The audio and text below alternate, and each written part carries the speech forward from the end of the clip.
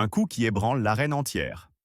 Dans l'immense stade de la Défense à Paris, l'atmosphère est électrique, saturée de cris et de flashs.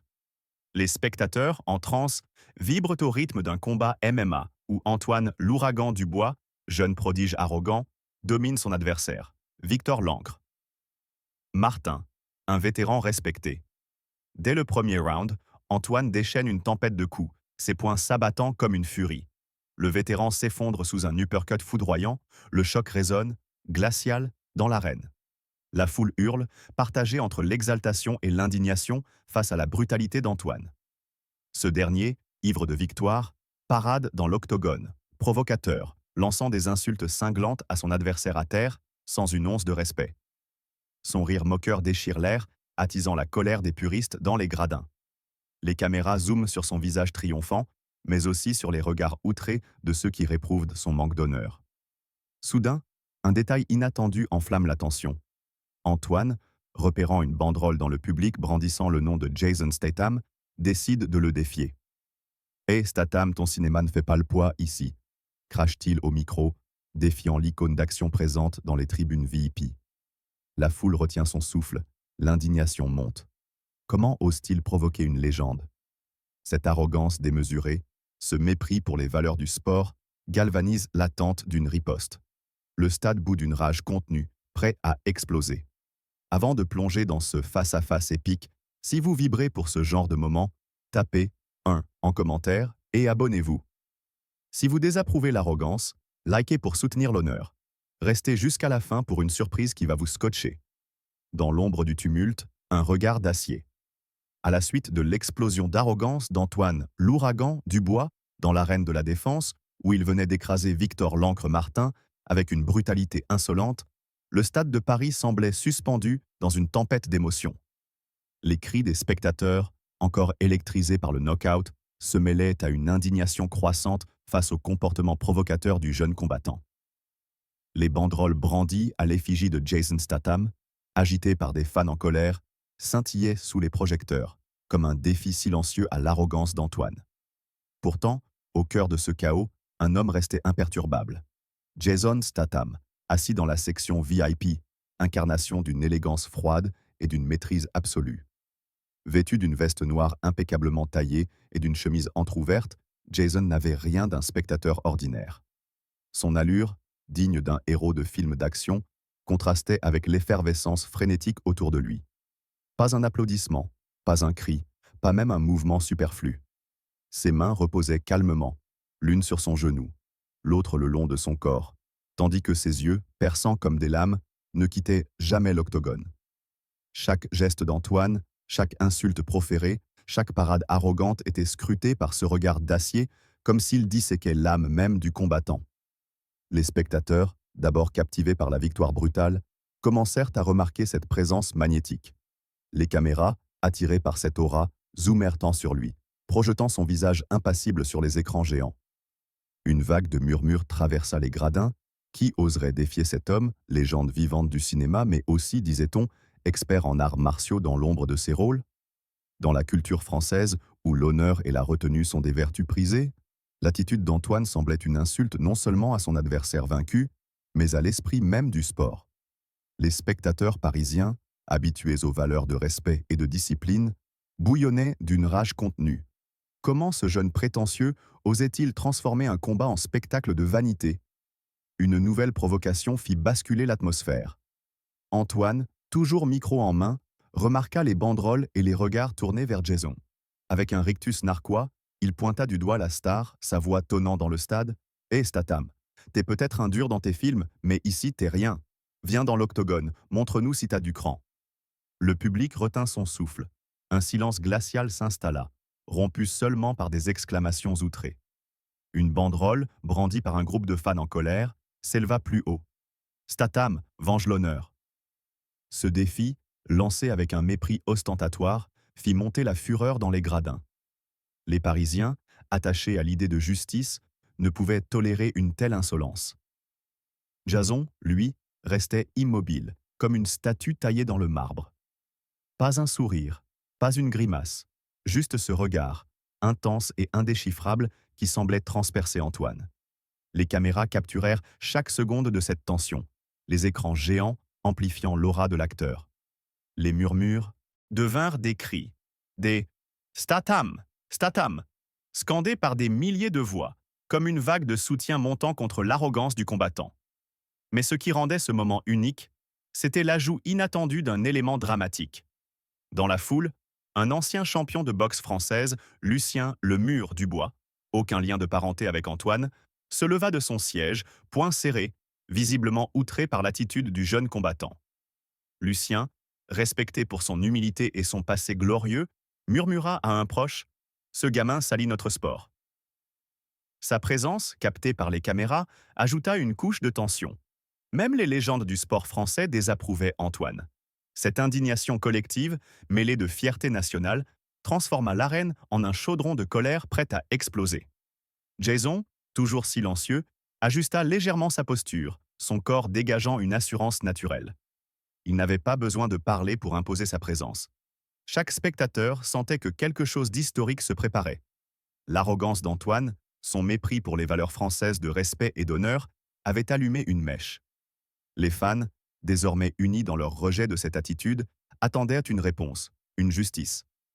Jason, par sa simple immobilité, incarnait cette attente, un symbole de retenue face à la provocation.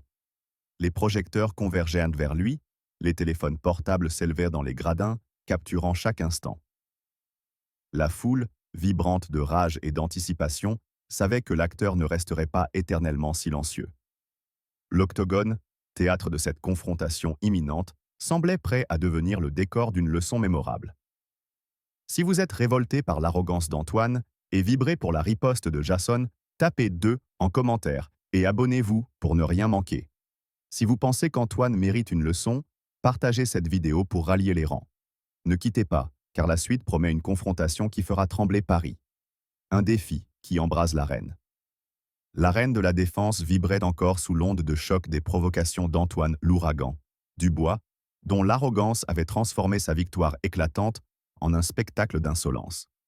Son défi lancé à Jason Statham, légende du cinéma d'action, avait fait taire les gradins, la foule oscillant entre indignation et excitation.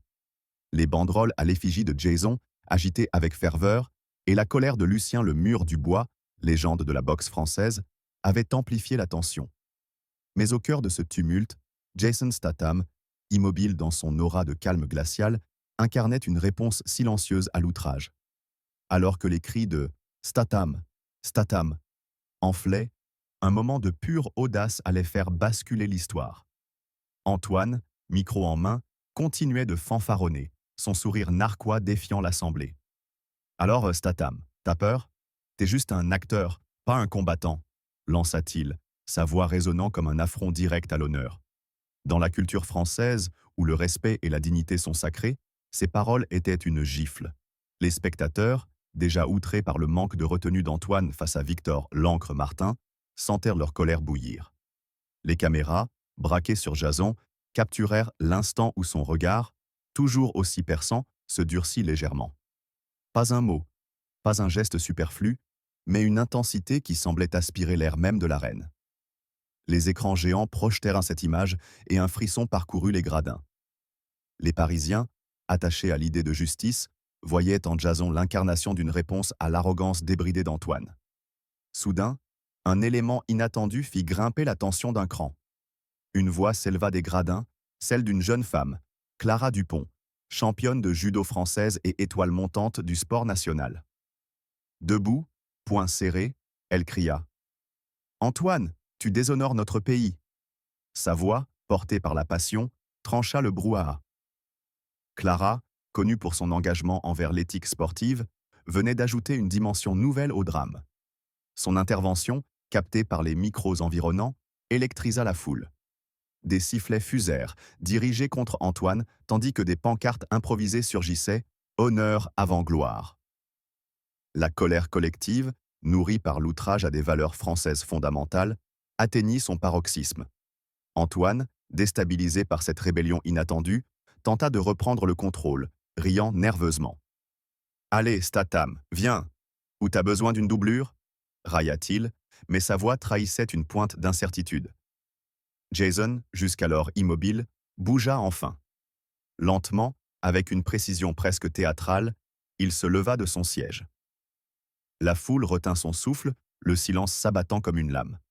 Il ôta sa veste noire, la tendit à un membre de l'équipe VIP sans détourner son regard d'Antoine. Chaque mouvement était calculé, empreint d'une assurance qui contrastait avec l'agitation frénétique du jeune combattant. Les caméras suivirent chacun de ses pas, les écrans géants amplifiant l'image d'un homme qui semblait marcher vers son destin. Les spectateurs, galvanisés par l'intervention de Clara et l'indignation collective, commencèrent à scander « Justice! Justice !» un cri qui résonnait comme un appel à restaurer l'honneur bafoué. Même Lucien, le mur du bois, toujours debout, hocha la tête en signe d'approbation, son regard croisant celui de Jason comme pour sceller une alliance tacite.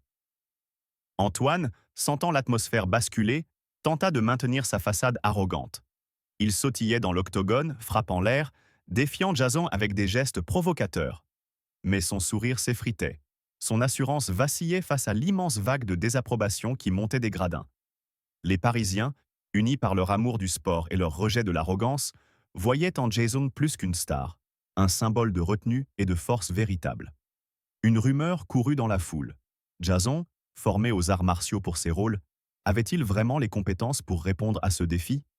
Cette incertitude ajoutait une couche d'excitation, mêlée de rage, à l'attente fébrile.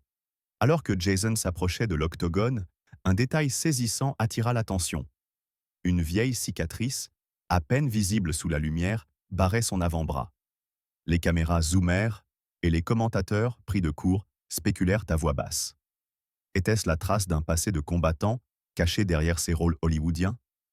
Cette révélation, amplifiée par les écrans, fit monter l'adrénaline.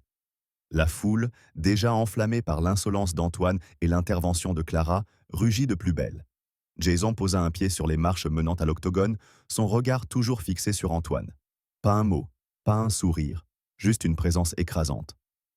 L'arène, devenue un chaudron de fureur et d'anticipation, semblait prête à exploser. Antoine, pour la première fois, sembla réaliser l'ampleur de son défi. Son rictus s'effaça, remplacé par une lueur de doute. La colère de la foule, alimentée par le mépris d'Antoine pour les valeurs du sport et de la France, convergeait vers un seul point. Jason Statham, prêt à entrer dans l'octogone pour rétablir l'ordre. Un pas vers la justice. L'arène de la défense, encore frémissante de l'affront d'Antoine l'ouragan Dubois, semblait suspendue dans un silence oppressant. Son défi provocateur envers Jason Statham, ponctué par l'intervention enflammée de Clara Dupont et l'approbation silencieuse de Lucien le mur Dubois, avait transformé l'atmosphère en un brasier de colère collective. Les spectateurs parisiens, unis par leur attachement à l'honneur et au respect, vibraient d'une indignation palpable face à l'arrogance du jeune combattant. Les banderoles à l'effigie de Jason, agitées avec ferveur, et la colère de Clara, championne de judo, avaient amplifié la tension. Jason, immobile jusqu'alors, venait de se lever, son regard d'acier fixé sur Antoine. Ce simple mouvement, empreint d'une autorité naturelle, avait figé l'arène dans une attente fébrile. Mais ce n'était que le prélude à une confrontation qui allait secouer les fondations mêmes du stade.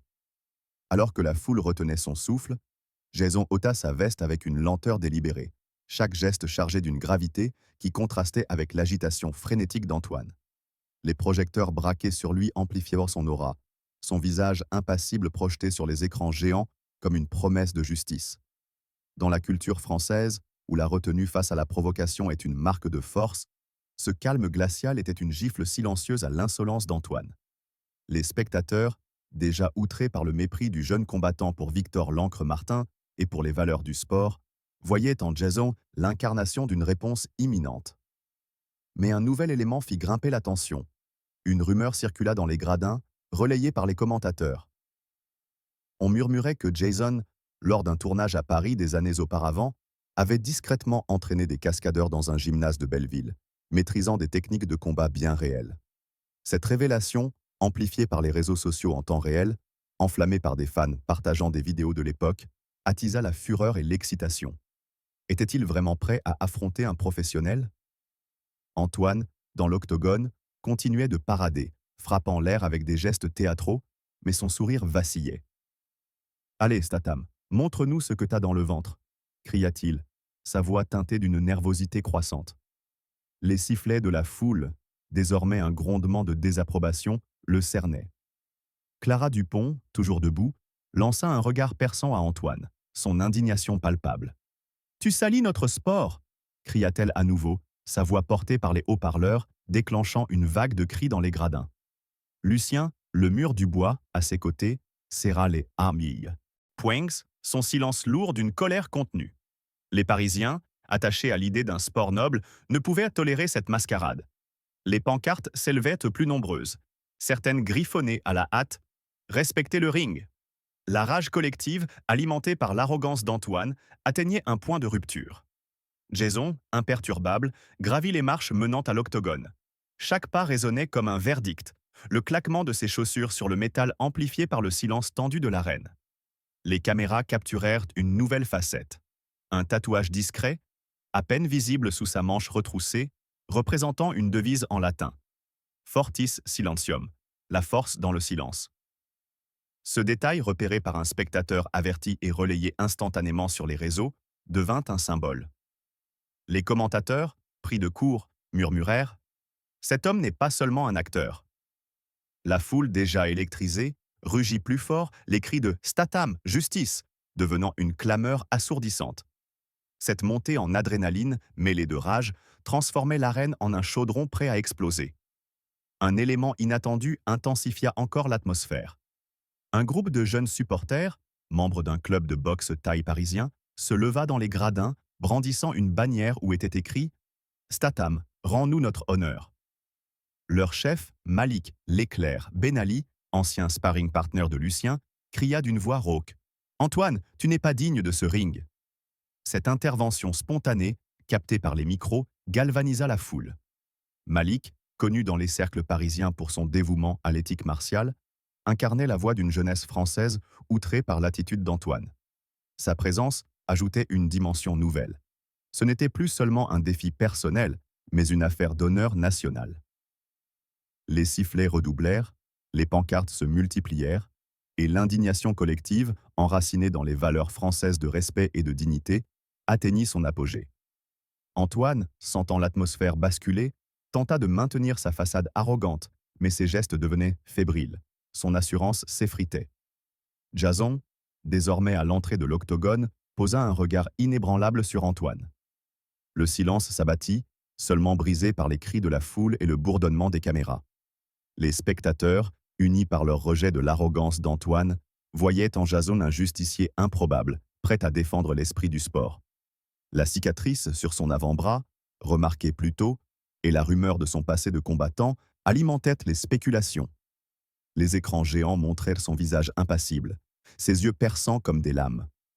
Chaque pas qu'il faisait vers l'octogone semblait sceller le destin d'Antoine, dont le rictus narquois s'effaçait peu à peu. L'arène, devenue un théâtre de justice, vibrait d'une fureur contenue, prête à exploser dans un affrontement qui promettait d'être historique. Un face-à-face où l'arrogance vacille.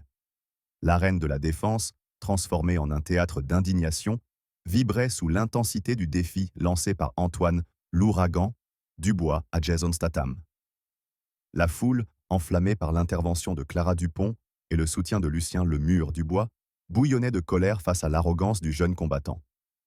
Les pancartes réclamant justice et les cris de « Statham, justice » résonnaient, tandis que l'entrée de Jason dans l'octogone, marquée par son tatouage Fortis Silentium et la rumeur de son passé de combattant, avait figé l'assemblée dans une attente explosive. Chaque pas de Jason, chaque regard perçant, semblait promettre une réponse à l'insolence d'Antoine. Alors que l'arène retenait son souffle, un affrontement imminent allait faire trembler les valeurs mêmes du sport français. Dans l'octogone, Antoine, toujours agité, frappait l'air avec des gestes provocateurs, tentant de masquer une nervosité croissante. « Viens, Statham. Montre-moi ce que t'as », lança-t-il, sa voix tremblante d'une assurance feinte. Mais l'atmosphère avait changé. Les Parisiens, attachés à l'honneur et à la discipline, voyaient dans l'arrogance d'Antoine une trahison des idéaux du sport. La clameur de la foule, amplifiée par l'intervention de Malik l'éclair, Ben Ali et son groupe de boxeurs thaï, devenait un grondement de désapprobation. Les caméras, braquées sur l'octogone, capturaient chaque détail. Le rictus crispé d'Antoine, les yeux d'acier de Jason et les pancartes brandies avec ferveur, certaines désormais ornées de slogans comme « L'honneur avant la gloire ». La tension, déjà à son comble, fut exacerbée par un nouvel élément dramatique. Un écran géant afficha un message anonyme projeté par un hacker dans la foule, déclarant « Antoine, Paris te juge ». Ce geste audacieux, relayé instantanément sur les réseaux sociaux, fit rugir les gradins, la colère collective atteignant un paroxysme. Jason, entré dans l'octogone, se tenait face à Antoine, à quelques pas seulement. Son calme, presque surnaturel, contrastait avec l'agitation frénétique du jeune combattant. Pas un mot, pas un geste superflu, juste une posture relâchée mais prête, ses mains légèrement levées, prêtes à réagir. Les spectateurs, hypnotisés par cette présence, sentaient que l'arrogance d'Antoine était sur le point de s'effondrer. Clara Dupont, dans les gradins, croisa les bras, son regard brûlant de mépris pour le jeune combattant. Lucien, le mur du bois, immobile, semblait attendre un verdict, son silence pesant comme une sentence. Malik et son groupe, toujours debout, scandèrent des encouragements à Jason, leur voix portant l'espoir d'une leçon d'humilité. Dans la culture française, où le respect du ring est sacré, l'attitude d'Antoine était une insulte impardonnable, et la foule, unie dans sa fureur, attendait que justice soit rendue. Antoine, poussé par l'adrénaline et la pression, lança le premier assaut. Sans attendre de signal, il chargea, ses poings volant avec une rapidité brutale, visant à écraser Jason sous une pluie de coups. Des jabs, des crochets, un coup de pied haut, chaque mouvement était chargé d'une agressivité désespérée, comme s'il cherchait à prouver sa supériorité. Mais Jason, tel un roc dans la tempête, esquivait avec une fluidité déconcertante. Chaque coup d'Antoine tranchait l'air, ne rencontrant que le vide. Les caméras capturèrent l'instant où un crochet frôla la joue de Jason, qui, d'un simple pas de côté, laissa Antoine s'épuiser. La foule, d'abord surprise par l'audace du jeune combattant, commença à murmurer, puis à crier, sentant l'élan basculer. « Il ne le touche pas !» s'exclama un spectateur, sa voix relayée par d'autres. L'indignation monta encore. Comment Antoine osait-il s'attaquer à un homme qui, sans un mot, semblait déjà dominer le ring? Un détail inattendu intensifia la scène. Au milieu de l'assaut, un vieux médaillon glissa de la poche d'Antoine, tombant sur le tapis de l'octogone. Les caméras zoomèrent, révélant une inscription gravée. « Pour mon père ». Ce symbole, contrastant avec son arrogance, suggéra une faille humaine, un instant de vulnérabilité. Mais la foule, trop enragée par ces provocations, n'y prêta qu'une attention fugace. Au lieu de cela, elle se concentra sur Jason, dont chaque esquive semblait calculée, comme s'il lisait les mouvements d'Antoine avant même qu'il ne soit lancé. Un coup de pied d'Antoine, mal ajusté, laissa une ouverture. Jason, sans changer d'expression, bloqua le coup d'un avant-bras ferme, puis riposta avec un jab précis au torse, faisant reculer Antoine. La foule rugit, l'excitation mêlée de fureur. Chaque mouvement de Jason était une leçon silencieuse. La force véritable ne crie pas, elle agit. Antoine, le souffle court, tenta de reprendre l'avantage, lançant une série de coups désordonnés. Mais son énergie s'épuisait, son arrogance cédant à la frustration. Jason, lui, restait centré, ses yeux ne quittant jamais ceux de son adversaire. Un uppercut d'Antoine, mal calculé, le déséquilibra. Jason, dans un mouvement fluide, para le coup et répondit par un crochet léger mais précis à l'épaule, forçant Antoine à reculer encore. Les spectateurs, debout, scandèrent désormais « Justice, justice !» leur colère transformée en un soutien fervent pour Jason. Clara, Lucien et Malik, unis dans les gradins, incarnaient l'esprit d'une France outrée mais pleine d'espoir.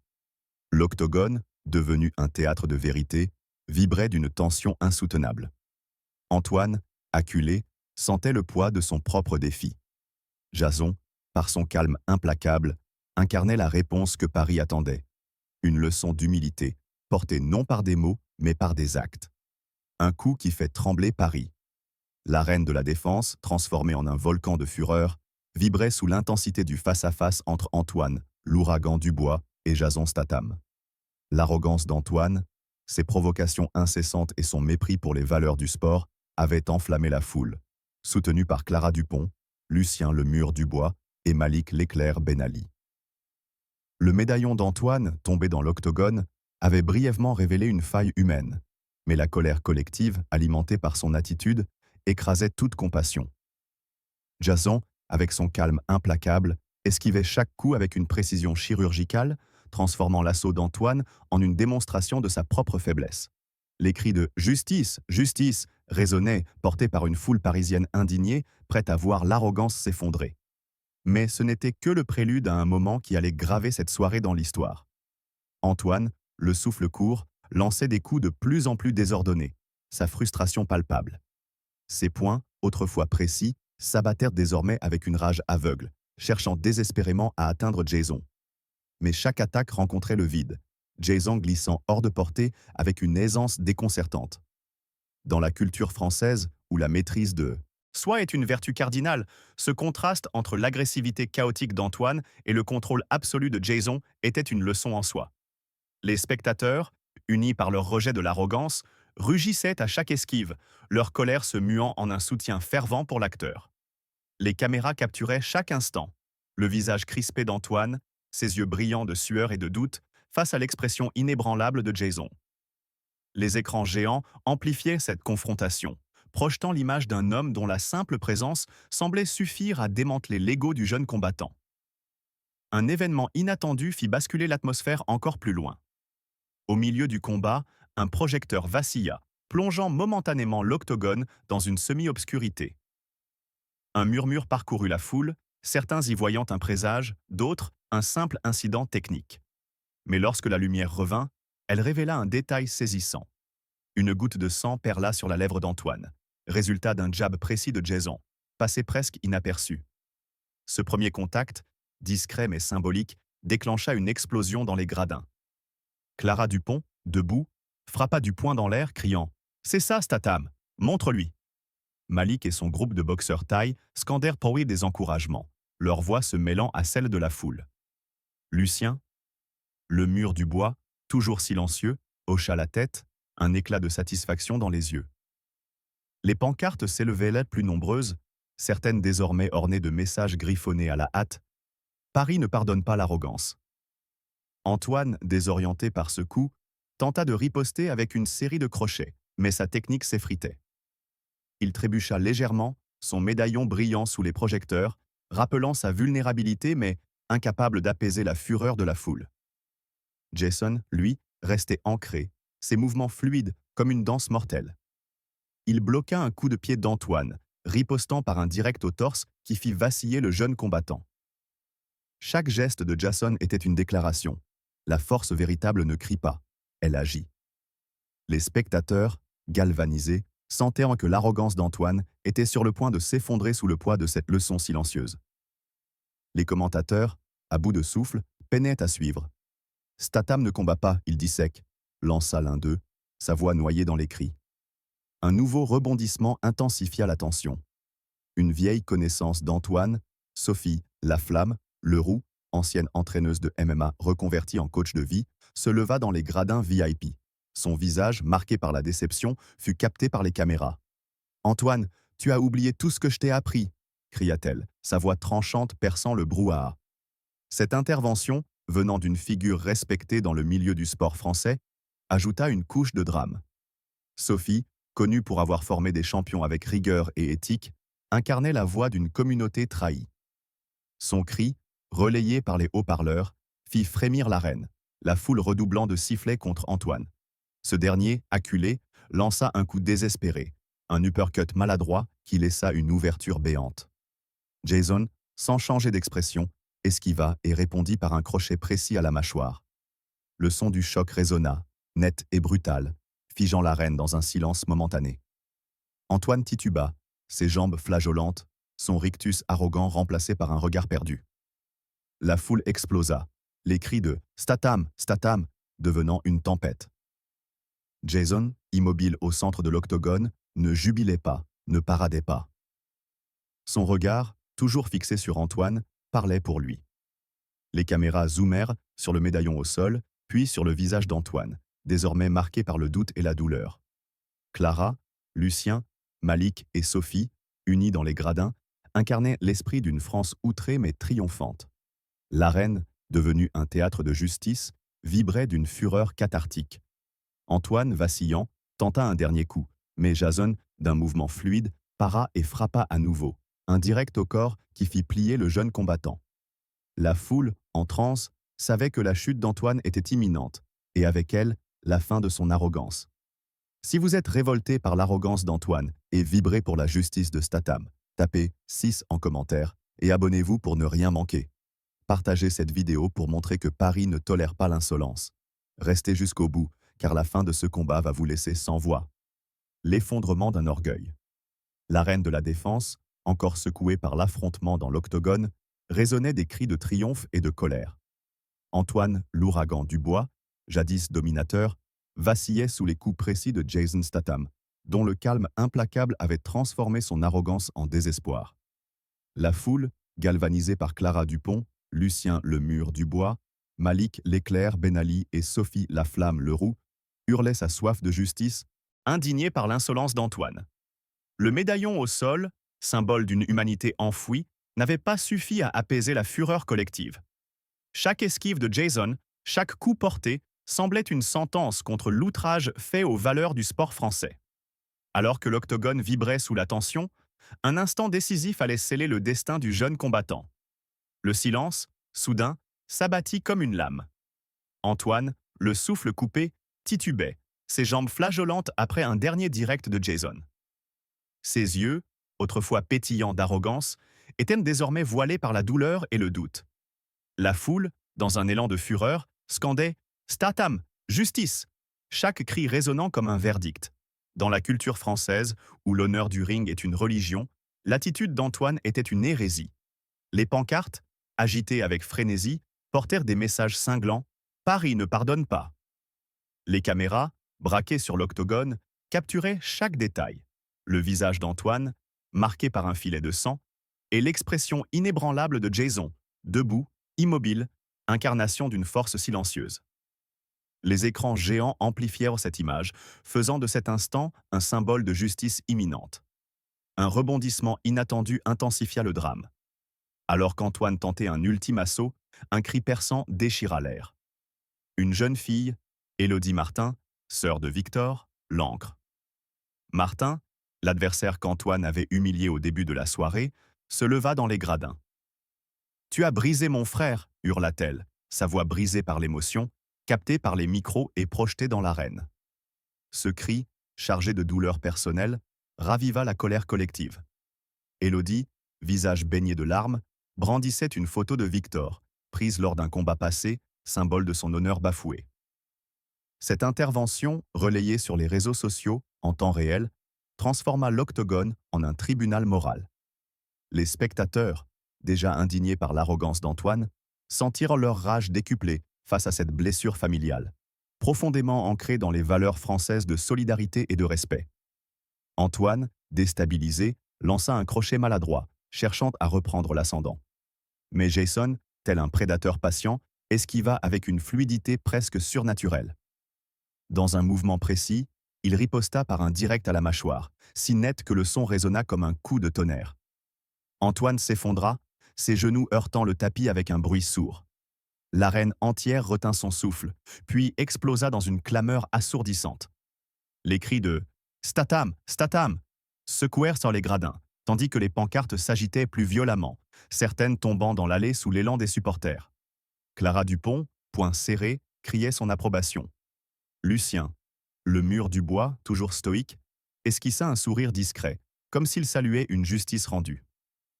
Malik et son groupe de boxeurs thaï rugissaient, tandis que Sophie Leroux, les larmes aux yeux, secouait la tête, déçue par l'élève qu'elle avait jadis formé.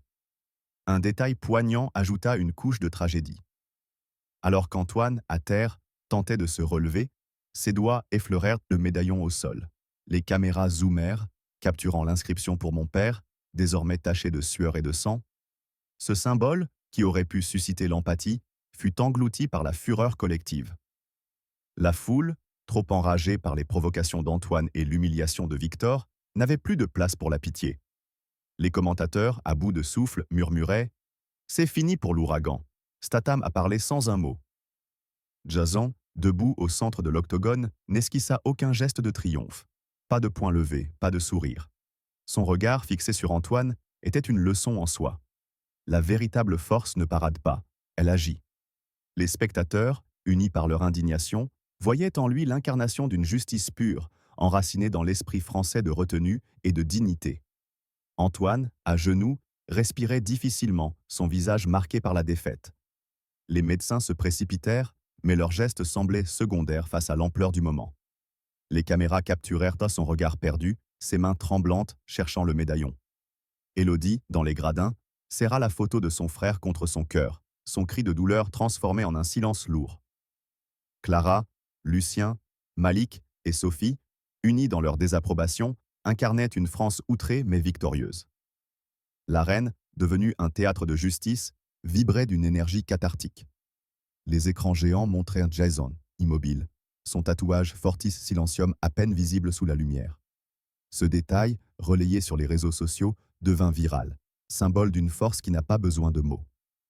Antoine, désormais seul sous les projecteurs, portait le poids de son arrogance brisée, tandis que la foule, en transe, célébrait une victoire qui allait au-delà du combat, celle de l'honneur sur l'orgueil, une leçon gravée dans le silence.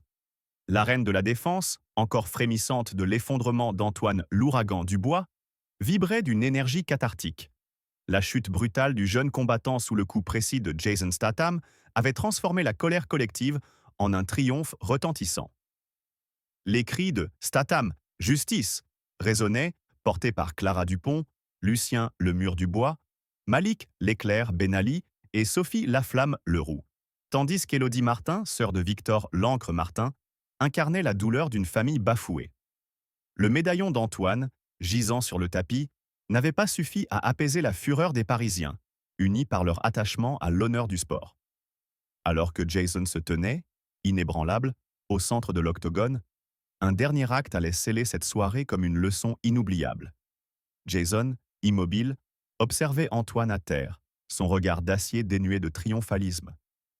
Dans la culture française, où la retenue est une marque de grandeur, ce silence était plus éloquent que n'importe quel cri de victoire. La foule, encore vibrante de rage, voyait en lui l'incarnation d'une justice pure, rendue sans fanfaronnade. Les caméras, braquées sur l'octogone, capturaient chaque détail. Antoine, agenouillé, le souffle court, ses mains tremblantes cherchant le médaillon, et Jason, debout, son tatouage Fortis Silentium scintillant sous les projecteurs. Les écrans géants amplifièrent cette image, faisant de cet instant un symbole d'humilité face à l'arrogance. Mais un événement inattendu ajouta une intensité nouvelle. Un message s'afficha sur les écrans, signé par un groupe de fans anonymes, « Paris salue Statham, gardien de l'honneur ». Ce geste, diffusé en direct sur les réseaux sociaux, déclencha une ovation assourdissante, la foule hurlant sa reconnaissance pour une leçon qui transcendait le combat. Antoine, toujours à terre, leva les yeux, son visage marqué par la défaite et l'humiliation. Son arrogance, qui avait enflammé l'arène, s'était éteinte sous le poids de sa propre chute. Les spectateurs, indignés par son mépris pour Victor et les valeurs du sport, ne lui accordaient de plus aucune clémence. Élodie Martin, serrant la photo de son frère, pleurait en silence, son regard fixé sur Jason, comme s'il avait vengé l'honneur de sa famille. Clara, Lucien, Malik et Sophie, unis dans les gradins, incarnaient une France outrée mais triomphante. Un détail poignant intensifia le drame. Un enfant dans la foule, tenant une pancarte où était écrit « Respecte le ring », lança un cri spontané « Statham, t'es notre héros ». Ce moment, capté par les caméras, toucha les cœurs, rappelant que l'honneur, dans l'esprit français, est une valeur partagée par toutes les générations. Jason, sans un mot, tourna les talons et quitta l'octogone. Ses pas, mesurés et calmes, résonnaient comme une sentence finale. Il ne s'arrêta pas pour saluer la foule, ne leva pas les poings. Son départ, aussi discret que son arrivée, incarnait une leçon. La véritable force n'a pas besoin de parade. Les spectateurs, debout, rugissaient, leurs cris mêlés de fureur et d'admiration. Antoine, aidé par les médecins, se releva péniblement, son médaillon serré dans sa main. Son regard perdu trahissait une prise de conscience tardive. Les commentateurs, à bout de souffle, murmuraient « Ce n'était pas un combat, c'était un verdict ». L'arène, devenue un sanctuaire de justice, vibrait d'une énergie brute, portée par une foule qui avait vu l'arrogance s'effondrer face à la discipline.